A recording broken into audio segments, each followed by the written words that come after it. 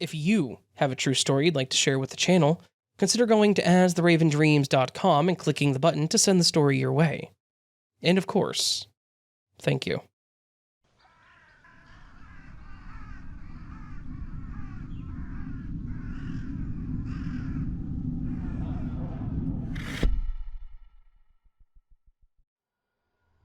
Back in the fall of 2022, I went on a date with a guy named Lewis. We matched, had a lot in common, and after talking for about 2 weeks, we decided to meet up. We went to a nice restaurant nearby. I was wearing one of my favorite skirts, a flattering top, did my hair and makeup, and was just looking forward to a great night. I spotted him standing near the entrance when I arrived, and he was stunning. He was wearing maroon dress pants and a matching jacket, with a black shirt underneath. With his dark hair and bright green eyes, he looked great standing there waiting for me. So, when I walked up, I complimented him and he returned it. We got to our seats, our meals shortly after, and really enjoyed the dinner. The night was going great, but I perked up even more when he mentioned an old abandoned building that he knew about. One thing we had actually bonded over was our love for urbex, or exploring abandoned buildings and places. We talked about places we had explored and shared pictures, and talked about finding a place that we could explore together. So I instantly had the itch to check this place out that he said he'd found. Now, I know, record scratch right there. Some people would never meet a stranger privately, let alone in some abandoned building, but that's how some of us urbex people are. We liked the thrill and the risk. So when he offered to take me there, I was all for it. So when we finished our meals, we then went out to our cars, and I would be following him on my own. I always kept a pair of sneakers and an old pair of pants in my car, so I was a little better dressed for the occasion. However, Lewis opted to remain in his suit. I made a comment about it, thinking if he was hoping I would agree, why not bring something to change into? And that's why I always kept an extra outfit in my car. But, alas, it was his choice. And maybe he'd been here before, so I didn't think too hard about it. So, we approached the door, him leading, and when we got there, he rammed the door with his shoulder, and with a loud thud, it opened. I flinched at first because it was loud, and I didn't want someone to hear us and possibly call the cops. The building used to be an old daycare center that had a new strip mall being built nearby. The building was surely going to be torn down soon, as it would be an eyesore to the new shops and apartments being built. So it was possible that people would see us and report it. But after looking around and not seeing anyone, Lewis waved me in, shutting the door behind me. It was pretty dark at this point, so Lewis used his cell phone light, and I pulled out my mini flashlight that I had on my keychain, always prepared. I could see the once colorful wallpaper peeling off the walls, and there was a front desk covered in dust and a few visitor tags. As we walked through some of the rooms, we could see toys and play sets, but it had all been shoved to one corner of the room. That was for all of the rooms. It was curious to see because I started thinking about what led to this place being left as it was. Did they move to a different building? If so, why not take your stuff with you? And if they closed for good, why not donate some of the things like the toys? I always felt like it was such a waste to see so much stuff left behind, just to be thrown into the landfill when someone else could have used it. But then I noticed more about the rooms. The chairs in the rooms, be it the small children's chairs or normal folding chairs, were all in a line, facing the blank walls. I thought a whiteboard or something similar used to be there, as the color of the wall was slightly different. Seeing it in one room was odd, but by the fourth time, I was curious. So I pointed it out to Lewis. He smirked and also said that it definitely looked odd with no context, and I started agreeing until it finally processed what he said. "What do you mean, no context?" I asked him suspiciously. He again smiled and took my hand and said that he wanted to show me something.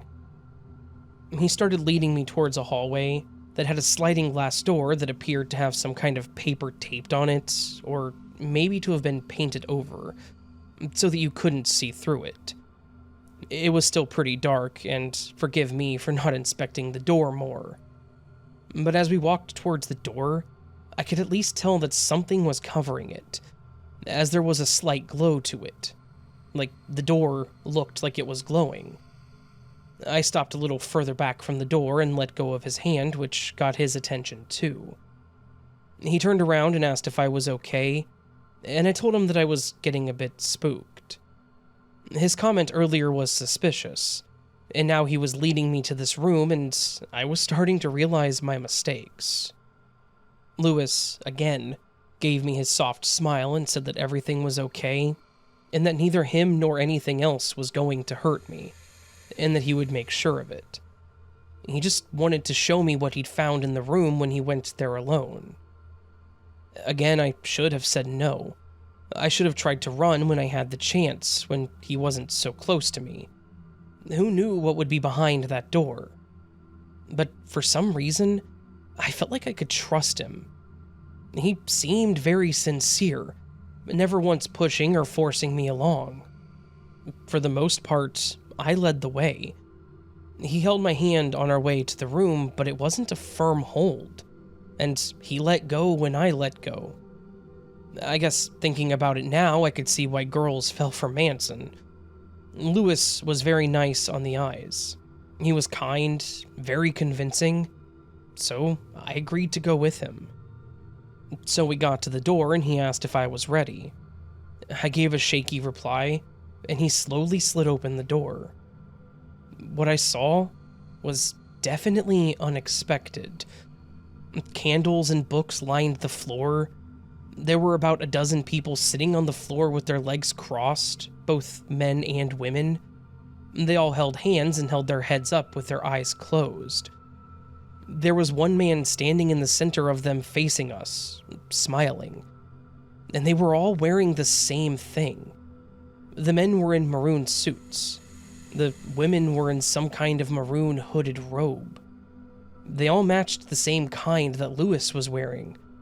What the hell did I just get myself into? The man standing in the center welcomed us with a soft voice, which made everyone else slowly look down at us. Lewis immediately kneeled and greeted the man. I forget what he called him now. Lewis then told him my name and wanted to introduce me to his family, as he put it. The standing man reached his arms out, and not wanting to set someone off, I held my hand out to shake his. He grabbed my hand with both of his, slowly caressing it, and telling me how I was always welcomed there. He then went on to speak about their mission, I guess. He explained how they were Earth's children, and they found buildings like this, and that they would pray in it to calm the planet, and offer it back to them. Stupid me was curious, and I asked how they gave it back.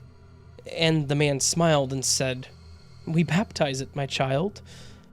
He asked if I would like to join the prayer and experience one for myself, saying once I saw one, I would understand and fall in love. Everyone was staring at me, waiting for my response, but while nothing was really happening at this moment, I was kind of terrified. He was speaking in clear English, but I felt like everything was cryptic. I started hunching over a bit and said to Lewis that I felt like I was going to be sick, and that I needed some air first. He rubbed my back and said that he would help me out, and motioned to the others that he would be back soon. Once we got outside, I made a mad dash to my car, got in, and I locked it immediately. Lewis slowly walked up to my car, not shouting at me or anything, again making me feel like maybe I overreacted. So I rolled my window down a bit, allowing him to talk. He only asked if I was okay, to which, now feeling safe in my running car, I asked him what the hell that was all about, and if he thought that that was funny. He again smiled and said that they were his family, his chosen family. He said that they would never harm me. In fact, everyone there was willingly there, and that they only wanted to offer abandoned and forgotten places back to the earth. He explained how we humans just use whatever piece of land we want, when we want to build what we want, not considering the life we were taking away. Then, when we're done, and the buildings have nothing left and they're no longer of use, we just leave these eyesores. So their job was to pray for forgiveness and offer it back to the earth. I asked how exactly they could give it back, and what he meant by baptizing it. He smiled and explained that it was however the planet chooses to take it back, giving some examples. Sometimes the building collapses, is overgrown by nature, sometimes they even flood and slowly crumble, or possibly fire. I started asking him if he meant he catches these places on fire, and he laughed, and said that they never touch the buildings, claiming it was the work of the prayer and what the planet decides to do. He then made the comment about how I knew of these abandoned places, and thought that I would be interested in this, suggesting that I stay to witness a prayer. I told him that I would think about it, but that I had to go. He smiled again and waved at me goodbye without a hint of anger or disappointment in his voice. I don't know if that freaked me out more, or if it made it better. I got home and immediately called my friend to tell her the crazy-ass date that I had just experienced. She thought that it sounded just as crazy, and suggested we look into abandoned places nearby that were destroyed to see what we could find. I'd be lying if I said I wasn't curious. After we looked, there was one building almost 2 months prior to this event, where it had been sitting empty for nearly a year. Someone had recently bought it, hoping to fix it up and turn it into an indoor water park. And then, for some reason, and completely random, a pipe burst in the building, flooding it, rendering it completely damaged. It would have cost more to repair it, so what was left was demolished. Then we found a building in a state over from us that had been empty even longer. I had actually once been in that building, and structurally it seemed completely fine. However, one whole side of the building collapsed, so the city voted or something to have it torn down as well. As we continued looking at these places, comparing ones that we'd previously explored, we kept finding all these places with similar outcomes. And while I can't prove anything, I wonder if they were related. I'm not religious, nor do I really believe in the paranormal, but this really had me thinking. Were they doing something that could cause the Earth to take over these buildings? Or am I sounding just as crazy as they are? Or was this all just a big coincidence? And before anyone asks, yes, I really did contemplate and consider contacting the police. But then I just thought about what I would even tell them. Yeah, I broke into an abandoned building and there were people in there that prayed to the earth, and those natural-seeming things that happened to the buildings may not have been so natural. They may have just locked me up instead. So, no, I did not report it. And when Lewis asked me about another date, I just told him that I wasn't interested, and then never heard from him again. But sometimes, I get paranoid when my friends and I go urbexing, and even more suspicious when something happens to the buildings.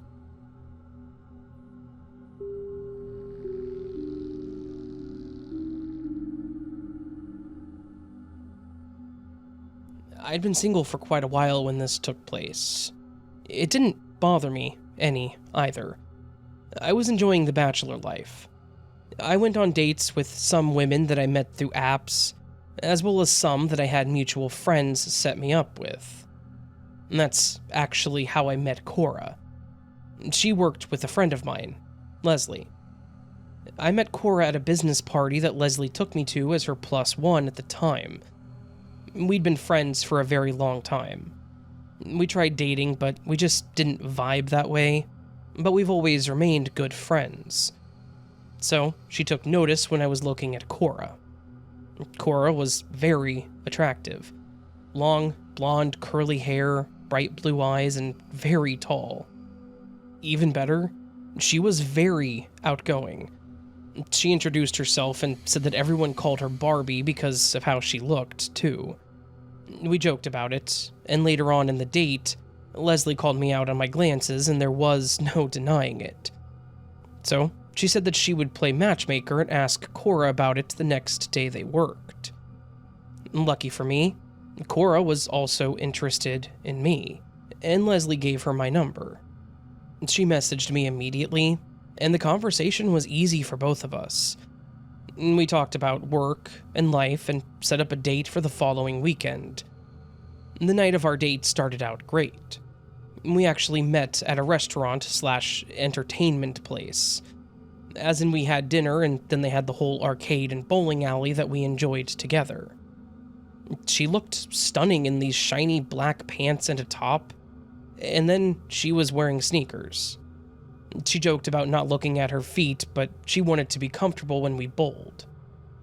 That night was fantastic, and while we both had a few drinks, her a little more than me, she became very flirtatious and suggestive.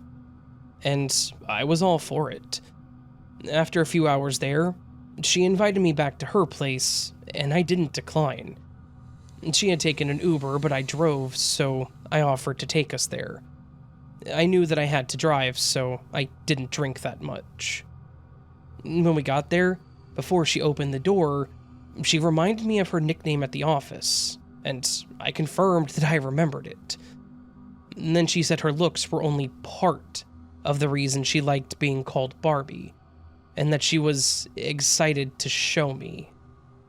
I was curious, but I was thinking, so she liked to collect dolls? Okay, no big deal. Everyone has their collection or hobbies, right? My sister still has a bunch of dolls that she's collected. My brother and I still have boxes of baseball cards. Nothing to be worried about. But no. This was a little more than just a collection. She turned on the light, and her walls and shelves were filled with dolls. Barbies and other similar dolls, as well as a few porcelain dolls. I was surprised. She giggled and said that she loved them. She loved to collect them, and she even sometimes bought broken ones and repaired them, saying that she had her own doctor's office/workshop in her spare bedroom for them. She even talked about how she's made decent money repairing other people's dolls. Yeah, I wasn't expecting this, but I mean, it wasn't that bad. It was one hell of a hobby and I guess a side gig for her, but it's not a deal breaker. Far from it for Cora. But then she said that the ones that were truly special to her were in her workshop, and to make sure that they aren't hurt. She took me to the room, and again, shelves lined the top of the walls, and they were all filled with porcelain dolls. She called these her family. She started naming them off. Dolls named after her parents, her grandparents, her sister, her old teacher, and even 2 of her exes. She even showed me a picture that was hanging on the wall of her sister, comparing it to the doll, and it was uncanny how much they matched. Shoulder-length hair, curly, light brown. She had blue eyes and a mole above her left eye, and had on the same dress her sister was wearing in the photo. She said that her sister had thrown out the dress, so she snagged it, and made the dress for the doll out of it. She explained how she still cared for her exes, so she made them into dolls too. Then, she giggled and mentioned how she couldn't wait to make a doll for me.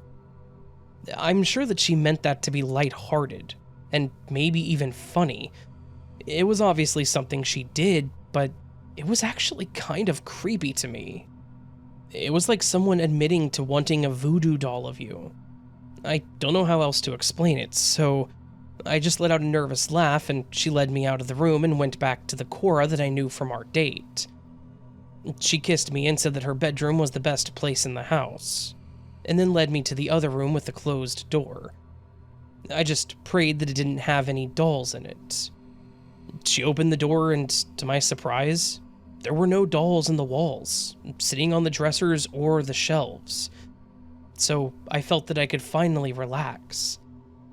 I remember telling myself that I was just kind of being an ass about it. And while it may seem weird to me, it was something that she enjoyed. And, ultimately, I could live with that.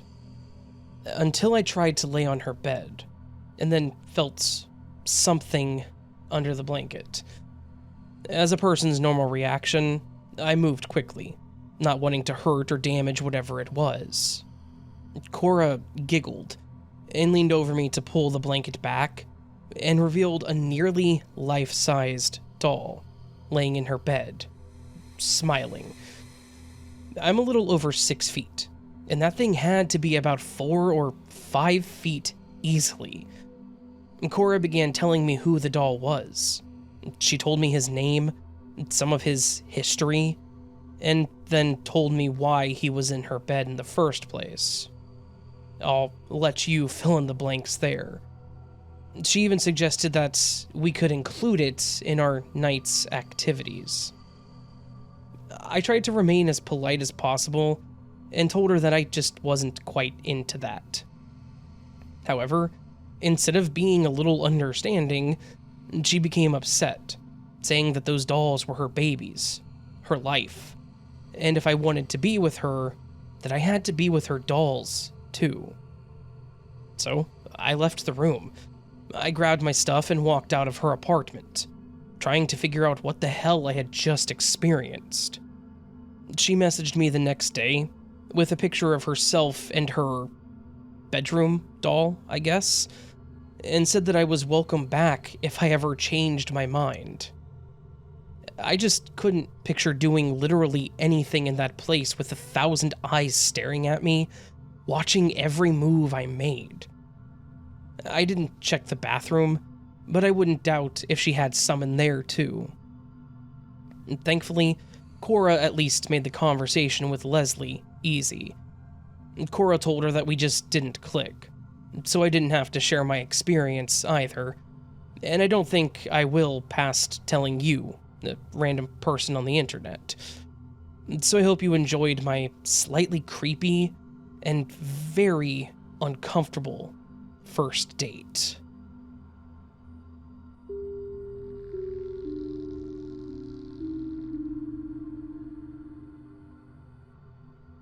Hello. I wanted to share a weird and kind of unexplained situation that I was involved in that I really feel like could have saved my life. Back in 2014, I was pretty heavily into online dating. I'd been single for about 8 months after my ex decided to break it off and move across the country with no warning. I was gutted, and yeah, pretty lonely since he had moved in with me, so I was ready to spend my time with someone again. So I started with dating memberships and apps, wherever I could go that was free or didn't cost a whole paycheck. And that's where I met this guy, Jackson. Jackson messaged me first with a pretty normal greeting. "Hello, stranger. I'd love to get to know you more." I remembered it because it wasn't the desperate pleas that you normally see there. You know the ones, where they call you beautiful and beg you to talk to them, and if you're lucky, maybe some kind of raunchy comment. I looked at his profile and he was definitely easy on the eyes. In fact, he looked like my ex. Shaved head, normal build, wearing sunglasses and holding his dog. Maybe that's my toxic trait, looking for someone that reminded me of my ex, right? So I responded to him, and we began talking, and there was a lot of it. He asked a lot of questions about me and who I was. He was more than willing to share about himself, too, and even sent me a few more pictures of himself and his pup. He asked about meeting up, but I wasn't quite ready yet. I also didn't want him to think that I was just looking for a one-night stand, which was also common on these sites. He was understanding and didn't push it, which was another win for me. But then one night, I was having a particularly grumpy night. He texted me and was talking about a local carnival that was going on. I joked about how I hadn't been in years, and he sounded appalled. He said this one in particular was the best one held in the state, and said that I had to go. And then he offered to take me. And this time I agreed. Going to a carnival as a first date was definitely unconventional, but I liked that. I could even dress comfortably, and we could just have fun and maybe even skip the awkward silent moments. We met that Saturday night at the carnival, and he looked just like his pictures, so that was a good start. He hugged me when we first met, and it felt so nice. I was already in a fantastic mood, and was excited to see where the night would take us. We took a few rides, played a few games, and joked about how many were still rigged, and even tried to figure out how they did it. We also sampled tons of different food, which was all fantastic.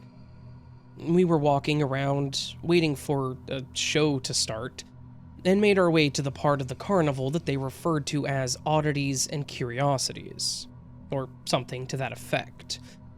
And that's where we saw a guy playing a musical instrument with his toes. There was a lady juggling swords, and then there was also a tent for a fortune teller. Yeah, call me what you want, but I'm all for that kind of stuff. I liked tarot, crystal work, all of it. I even had a friend that I became really close to that read my tarot and my tea leaves quite often. I won't say that I necessarily believed all of it, I was a skeptic, but some things I couldn't explain away, so I felt there had to be some kind of truth to it. So when I saw her sign, I absolutely wanted to check her out and see what she might say, and even if she had any thoughts or compatibility ideas with us. Jackson didn't have a problem with it, and he liked the idea too, so we went in. She greeted us, said that her name was Madam Joe, and asked what we were looking for. Jackson shrugged, smiling, and asked what I or Joe would suggest. She guessed that we were on our first date, and I confirmed, smiling too. Off to a good start, right? She said that she could do palm reading and get some compatibility, and even maybe some future readings, so that's what we agreed to. We both sat in the chair across from her, and she started reading our individual palms. She started on mine, and she mentioned how she could sense that I was still recovering, or had sadness from a previous loss. She was right, too, as I was still dealing with losing my ex. And then she read Jackson's, and that's when I started sensing a change in her. She quickly opened her eyes, and basically told him that he was holding in a lot of anger, and that he needed to confront it before he hurt somebody else that he loved. Jackson looked confused, and didn't say another word, but Joe seemed uncomfortable. Then she grabbed both of our hands, and immediately her face soured. "No, this will never work," she said like a disapproving parent. We both looked at her confused, and she continued. "You, sir, are a very dangerous man. You hurt everyone you've loved, and this will be no different." Jackson quickly pulled his hand back, his face a mix of confusion and anger. I, however, did not move, curious what she meant by this. She continued talking about how he would hurt me, and I was running out of time to leave him. She said that she saw black and blue all over Bear's skin. She held my hand with both of hers, and with fear in her eyes, she looked at me and said, "Do not let this continue. Please, before it's too late." And then let go of my hand. Jackson started going off. He asked who she was, and accused her of being in some kind of scheme set up by some other person, trying to sabotage his date. I don't remember the name, but it was a female. Maybe an ex? I never found out. But she said that she wasn't, and claimed that he told her all she needed to know. He called her crazy and said that he never believed in this crap, and then grabbed my hands to pull me out. I was so confused and startled by this. He pulled me out of the tent and again tried to talk about how those people were always full of hot air and just after your money. He tried laughing and lightening the mood, but it was a little harder for me to just forget it. We went to the show, but I was so distracted by the psychic, and Jackson had to ask me several times if I was okay. After the show, he asked about doing something else there, but I told him that I was just ready to go home. He seemed to be pretty offended by this. We had seen most of the carnival already, so unless he wanted to go somewhere else, I don't know what he was expecting. He then asked, "This doesn't have anything to do with that psychic, does it? You don't really believe in that crap, do you?" He sounded very angry and accusatory even, and it honestly made me uncomfortable. So I just laughed and told him no, and that I was just honestly tired.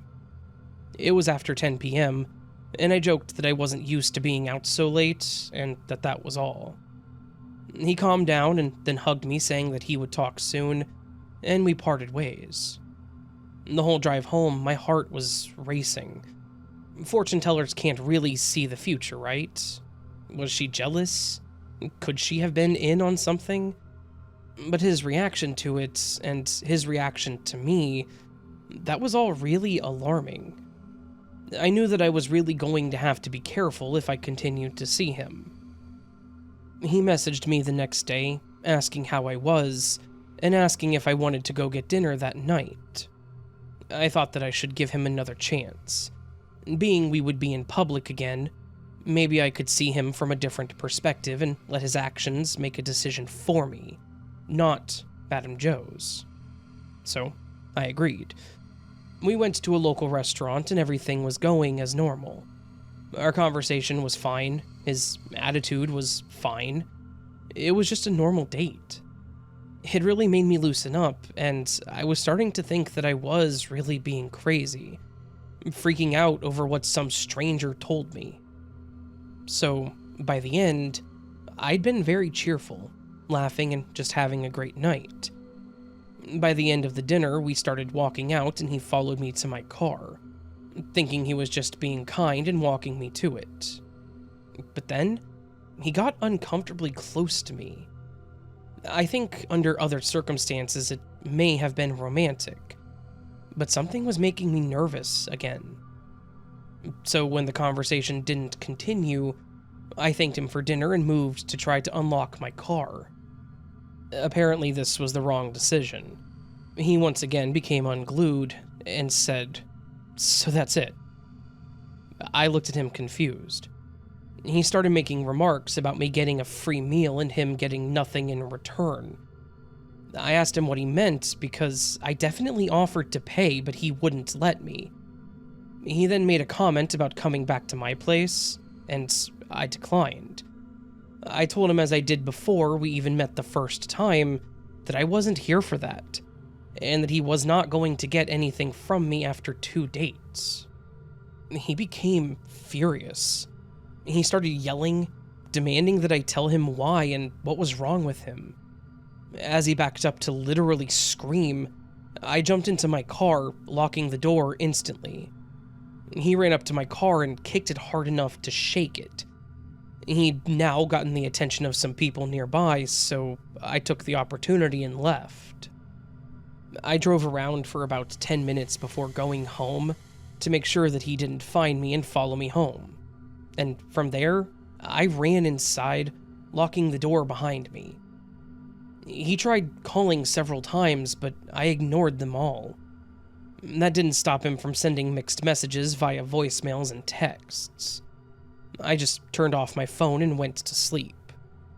The next day, I actually called my friend who did tarot and asked her to read a little bit about Jackson and what our future looked like together. Now, mind you, I did not tell her about Madame Joe. At this point, I had told one person, and that was my mom. That was it. So when she told me something similar to Joe, I was pretty freaked out. I explained to her what happened at the carnival, and she agreed that I needed to end it with him, and that something dangerous was going to happen. So I did just that. I messaged him that day and told him that I didn't think it was going to work out, and just ended it there. He sent more conflicting messages between begging me for another chance and calling me some unsavory names. Then he finished it off with a threat. I told him that I would be reporting him to the police, and he didn't respond. I didn't hear from him again, though, thankfully. But he still had me paranoid for a little while.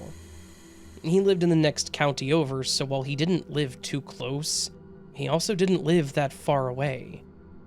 I feared that I may run into him at a store, somewhere, or at a restaurant. I tried to avoid the place that we had gone to for dinner unless I was with company, in case he showed up too. I feel like I got very lucky in this situation. I don't know about his past or what he may have done, but sometimes I did think about it.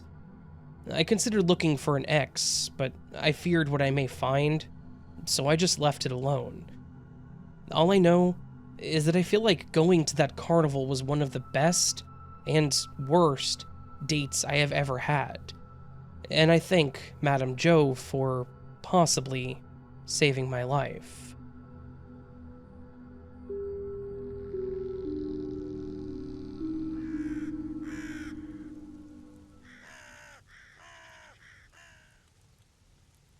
So that, my friends, was today's collection of scary first date stories. The third of 4 dating-related videos this month. Being that it is Valentine's month, I try to increase the number of dating or love, quote-unquote, related stories. Don't know if you guys ever noticed that, but it's what I try to do. And thankfully it works out. A lot of times, February seems to be the month of... A lot of the time, February seems to be the month where people like to submit their crazy ex first date stories to here, Reddit, Facebook, wherever the stories are. And yeah, I appreciate them. I use them as I'm permitted to do so. And you all get to listen to them with your ear holes. So thank you for lending me your ear holes for the moment. Or half an hour, I suppose. 36 minutes of stories. Not counting the intro, outro, and the 8 seconds in between. Anyways, again, I hope you enjoyed the stories. If you did, please do hit that thumbs up button. If you're new to the channel and liked what you heard, consider subscribing. And if you're feeling ever so bold, go down below the video and leave me a comment, letting me know your thoughts and how you're doing. So, I put out a post yesterday. The other day? Yesterday. Asking people for topics for videos. You guys had some fantastic recommendations. Some of them a little harder to do than others, but all of them valid and great suggestions. So with that said, I've decided that I'm going to take y'all's advice. He said, living in Kansas. I'm allowed to do the country accent, right? And I'm going to try to branch out to some of the stuff that you guys recommended. So if you have any stories that are different, unconventional, not things you normally see on this channel, or apparently paranormal, because that's what a lot of you want, consider sending them to me at astheravendreams.com, or you can email them to me. But if you email them, just know that I'll probably get them. Sometimes, however, the spam filter will block them. That's not my fault. I promise there's nothing I could do about that. But the point is, if you submit a story and you don't see it after a couple weeks, just send me an email, ask me about it, and I'll let you know if I didn't get it. But, yeah. I'm just kind of talking in circles here. You can also join Patreon memberships for early access to content like this, if you feel so bold. You don't have to do so. It's always appreciated, never expected. Or the super thanks, which is a tip to the channel, which at this point will go to helping me, I don't know, buy more stuff to clear out my nose, I guess. See, the thing is, I'm not actually congested. I know I sound it, but I can breathe just fine. It's the pressure. The pressure inside of my head is getting to me. But I'll be okay. All that said, friends, hope you have a beautiful rest of your weekend. Hope I do see you again here very soon. But until then, remember, you are loved, you are valid, you are important, you're the best you that you can be. Do not forget it. Don't let anyone tell you otherwise. And until next time, much love and sleep well.